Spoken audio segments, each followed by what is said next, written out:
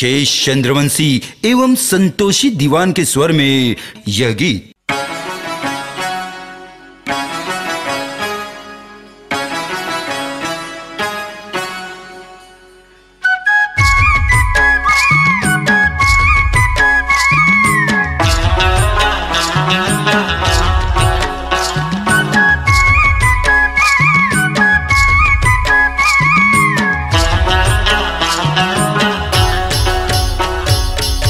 मौहा के महक मारे तेंदू के लहर डारे पहरी मना। मौहा के महक मारे तेंदू के लहर डारे पहरी मना। कर्म सुना दे गोरी पहरी मना। कर्म सुना दे गोरी पहरी मना। हाय रे गोरी पहरी मना। हाय रे गोरी पहरी मना। कर्म सोना देर गोरी पहरी मना। कर्म सोना देर गोरी पहरी मना। कोयली के कोहक मारे मंजूर के झूमर नाचे पहरी मना। कोयली के कोहक मारे मंजूर के झूमर नाचे पहरी मना। मादर बजा देर जोही पहरी मना। मादर बजा देर जोही पहरी मना। हाय रे जोही पहरी मना। हाय रे जोही पहरी मना। मादर बजा देर जोही पहरी मना। मादर बजा देर जोही पहरी मना।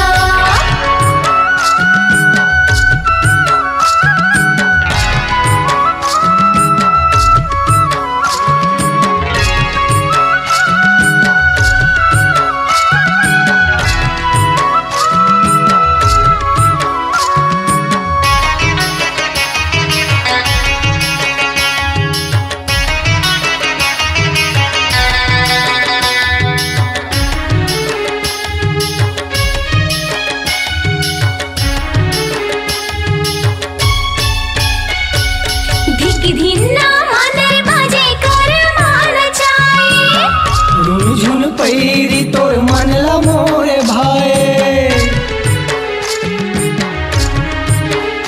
हाँ धिक धिन्ना मादर बाजे कर मान जाए। रुझुन पैरी तोर मनला मोरे भाई।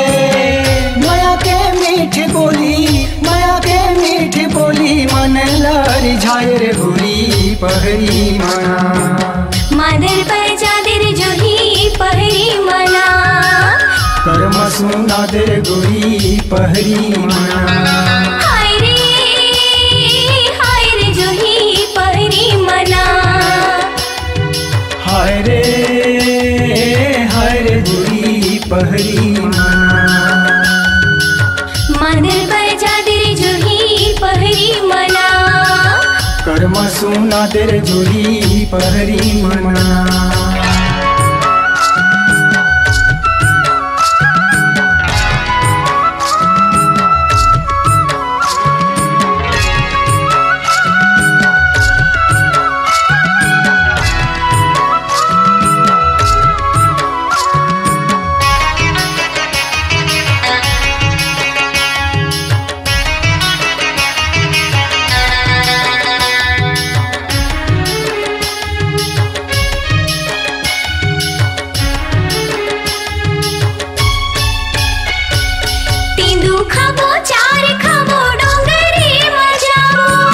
संगी जाऊरी आला संगे माले जाबो।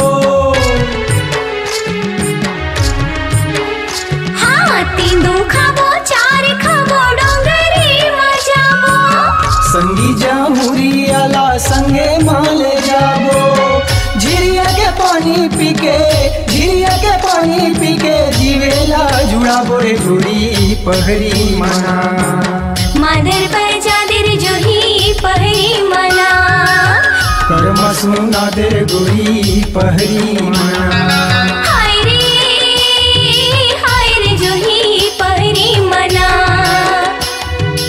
हाय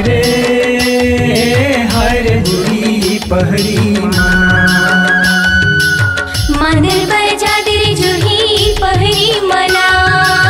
कर्म सुना तेरे जूही पहरी मना।